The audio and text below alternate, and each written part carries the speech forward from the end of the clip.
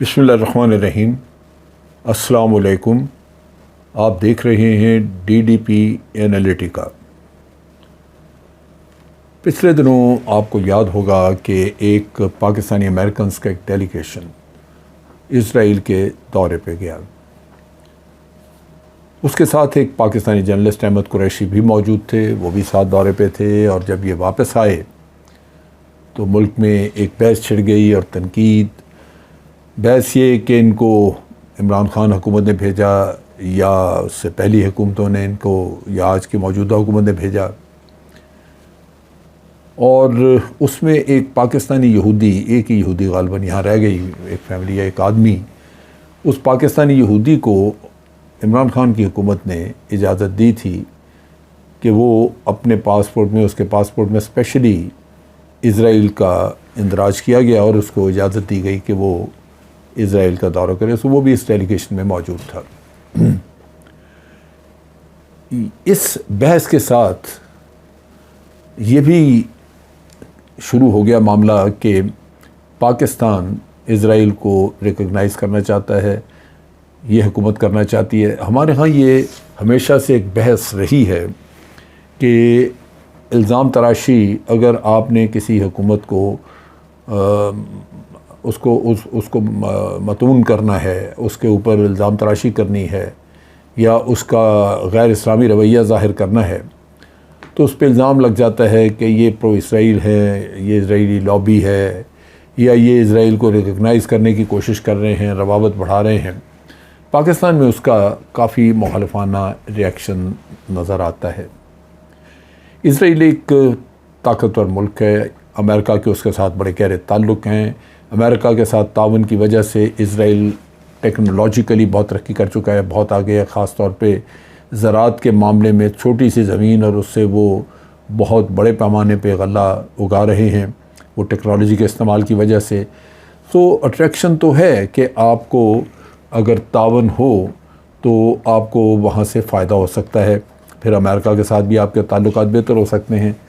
इसी तरह हमारी भारत के साथ दुश्मनी है तो भारत बड़ा करीब है इसराइल के। सो ये भी बाज़ लोग जो हैं वो इसको आर्गूमेंट देते हैं कि अगर इसराइल और भारत के ताल्लुकात हैं तो पाकिस्तान के ताल्लुकात होने की वजह से फिर भारत के साथ उसकी वो ताल्लुकात की गहराई वो नहीं रहेगी, या कम से कम इसराइल की टेक्नोलॉजी और चीज़ें पाकिस्तान के ख़िलाफ़ शायद इस्तेमाल ना हो सकें।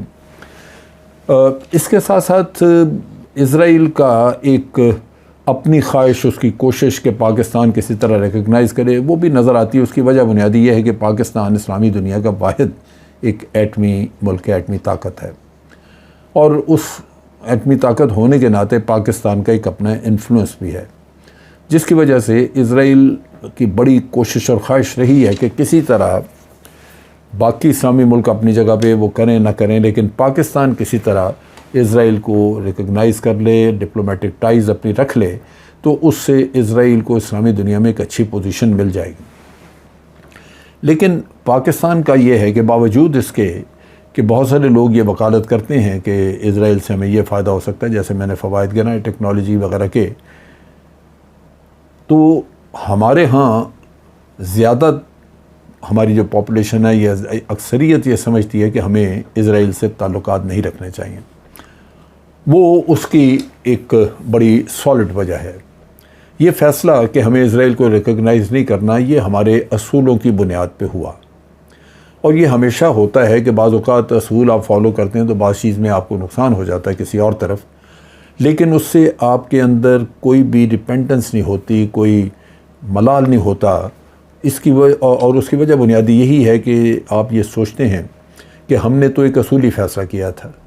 असूल कुर्बान कर देने से बेहतर है कि आप अगर कहीं थोड़ा बहुत आपको नुकसान उठाना पड़ता तो उठा लें, लेकिन जो फ़ैसले असूली हैं उनका बिल आखिर किसी वक्त पे आपको फ़ायदा मिलता है, इसलिए कि असूल आपने कुर्बान नहीं किए और दूसरी साइड को आपकी बात माननी पड़ी।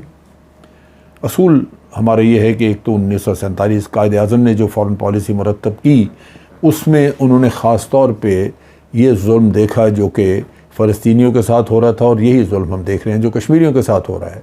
चुनांचे हमारा एक ये असूली भी फ़ैसला था कि चूँकि हम एक कश्मीरी स्ट्रगल को सपोर्ट करते हैं और हम चाहते हैं कि कश्मीर पाकिस्तान का हिस्सा हो और भारत की बर्बरियत से उसकी निजात हो, तो हम यही चाहते हैं कि फ़लस्तीनियों की भी इज़राइल से निजात हो।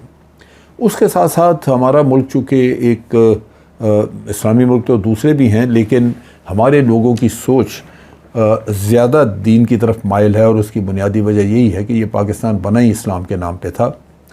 और यहाँ कुरान करीम की आयत का हमेशा ज़िक्र आता है जहाँ रब्बुल आलमीन ने बड़ा वाज़ेह तौर पे मुसलमानों को वार्न किया कि यहूद व नसारा तुम्हारे दोस्त नहीं हो सकते। यहूदी तो कभी भी तुम्हारे दोस्त नहीं होंगे, खैरख़्वाह नहीं होंगे।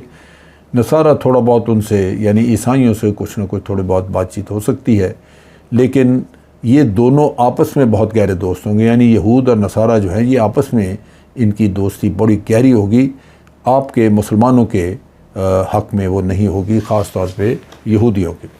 लिहाजा आप उसको अगर आप लाज़मन मुसलमान हैं तो रब्बुल आलमीन की ज़ात और उसके कलाम पे आपका गैर मुतज़लज़ल भरोसा है।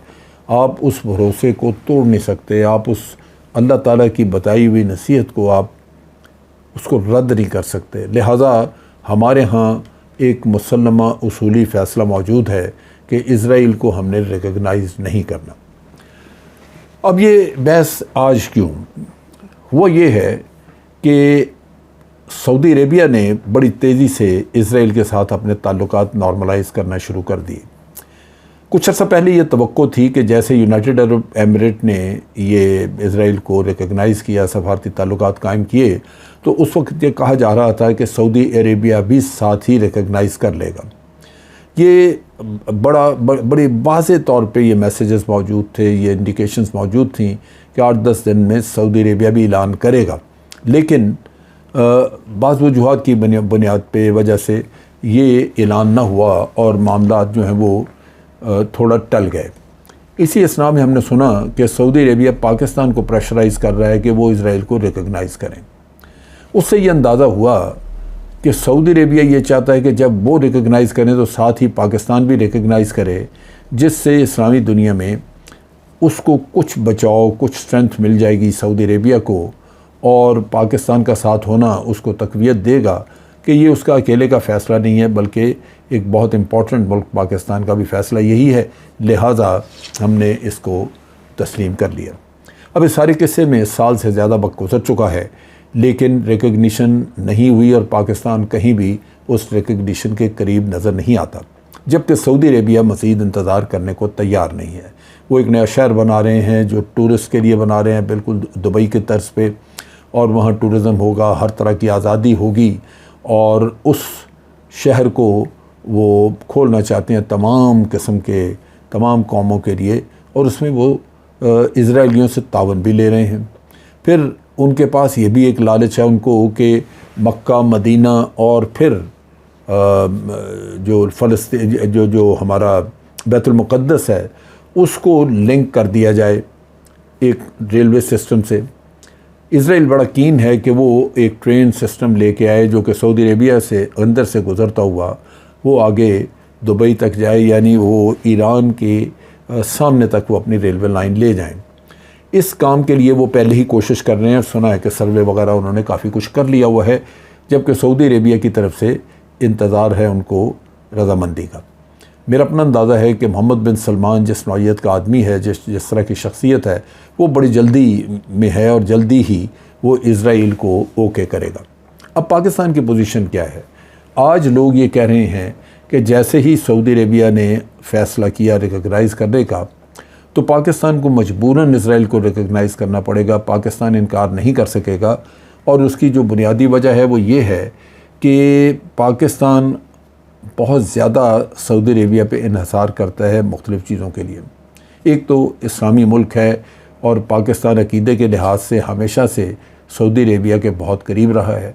हमारा मिलिट्री ताउन बहुत है, हमारे आज भी ट्रुप्स में वो सऊदी अरेबिया में मौजूद हैं। लेकिन उससे कहीं ज़्यादा जो आज हमारी ज़रूरत है वो ये है कि पाकिस्तान की मईशत बुरे हाल में और माली एतबार से हम बहुत कमज़ोर हैं। हमारी यही कमज़ोरी जो है वो हमारे दोस्त और दुश्मन दोनों उसको एक्सप्लॉइट कर रहे हैं। सऊदी अरेबिया ने हमें बड़ी सख्त टर्म्स के ऊपर, सख्त शराइत के साथ $3 बिलियन दिया हुआ है, और कुछ तेल ख़रीदने की सहूलत दी हुई है।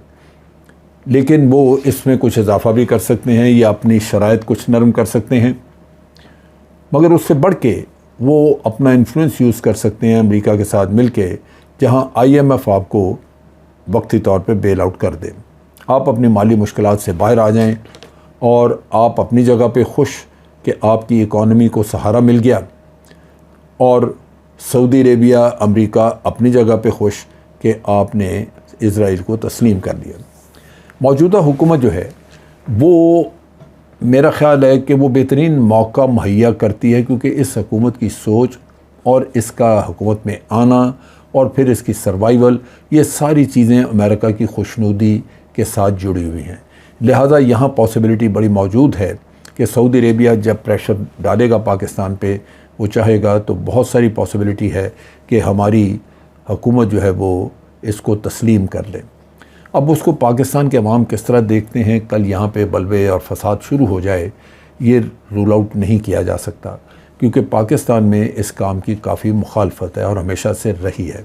और मैंने जैसे पहले कहा, ये मुखालफत कोई मुखालफत बराए मुखालफत नहीं है, ये मुखालफत बराए असूल है, आपके असूलों की वजह से है, आप अपने रब के बताए हुए उसके हदायतनामे की वजह से है, तो आप उसको तर्क नहीं कर सकते। लिहाजा ये एक बहुत ही क्रिटिकल सिचुएशन डेवलप हो रही है, जहां हमारे अपने बड़े मोहतरम दोस्त और मौसन भी हैं सऊदी अरेबिया, वो हमें मुश्किल में डाल सकते हैं। लेकिन हर मुश्किल के लिए अल्लाह ताला ने कुछ रास्ते भी रखे हैं, उनसे बचा भी जा सकता है, निकला भी जा सकता है। मेरा ख़्याल है कि इसमें भी मौजूद है, और हमने पहले भी ये काम किया। आपको याद होगा कि जब सऊदी अरेबिया ने यमन के ऊपर हमला किया, UAE उसके साथ थे, कुछ और भी अरब मुल्कों ने उसका साथ दिया। पाकिस्तान जो बहुत करीब था, पाकिस्तान से जब उन्होंने मदद मांगी तो पाकिस्तान ने अपने पार्लियामेंट के ज़रिए मैसेज दिया कि हम ये काम नहीं कर सकते, हमारे यहाँ ये इस वक्त हमारी अफवाज जो हैं वो वॉर ऑन टेरर में मसरूफ़ हैं और वो किसी भी और मुल्क में जाके मदद नहीं कर सकती, लिहाजा हमें माफ़ किया जाए। नतीजा ये हुआ कि सऊदी अरेबिया में, UAE में नाराज़गी बहुत हुई, चकचक होती रही, लेकिन बहर सूरत उनको हमारी पार्लियामेंट का फ़ैसला मानना पड़ा। आज भी ये सूरत हाल जब आए तो मामला पार्लियामेंट में जाने चाहिए, पार्लियामेंट इसका फ़ैसला करे, और हम सऊदी अरेबिया को ये समझा सकते हैं, वक्ती तौर पे ये बात कर सकते हैं कि फ़ौरी तौर पे इज़राइल को रिकग्नाइज़ करना हमारे लिए मुमकिन नहीं, हमारे मुल्क के हालात ऐसे नहीं, अवाम बिल्कुल सड़कों पे निकल आएंगे, इस चीज़ के बहुत ख़िलाफ़ हैं। लेकिन हम आइंदा कोशिश करेंगे कि आहिस्ता आहिस्ता मामला दुरुस्त हो जाएं, हालात बेहतर हो जाएं और फिर रिकग्नाइज़ कर लिया जाए। आप इस तरह के एक वक्त लेके उससे सऊदी अरेबिया से एक ब्रैकेट टाइम की लेके तो उनको वक्ती तौर पे टाल सकते हैं, और फिर आइंदा के लिए अपनी राह हमवार कर सकते हैं कि आपको सऊदी अरेबिया को दो टोक बताने में कोई हर्ज ना हो कि हम इस काम में उनके साथ शरीक नहीं हैं, जहां वो इज़राइल की रिकग्निशन हमसे चाहते हैं। हमारी मजबूरी हमारी इकॉनमी है, और बहुत सारे दुनिया के मुल्क इसी चीज़ को एक्सप्लॉइट करके, अमेरिका ख़ास तौर पे या इज़राइल या कोई भी, इवन सऊदी अरेबिया, हमारी इस कमज़ोरी को एक्सप्लॉइट करके वो हमसे हमारी ख़ुद मुख्तारी छीनना चाहते हैं, हमसे हमारी फ़ैसले का हक़ लेना चाहते हैं, हमें डिक्टेट करके हमारे ऊपर अपने फ़ैसले मुसल्लत करना चाहते हैं। मजबूरी वही है कि अगर इकॉनमी मजबूत हो तो आपको किसी की तरफ देखने की कोई ज़रूरत नहीं, लेकिन इन हालात में हो सकता है कि हमारी हुकूमत जो मौजूदा है ये प्रेशर बर्दाश्त ना कर सके।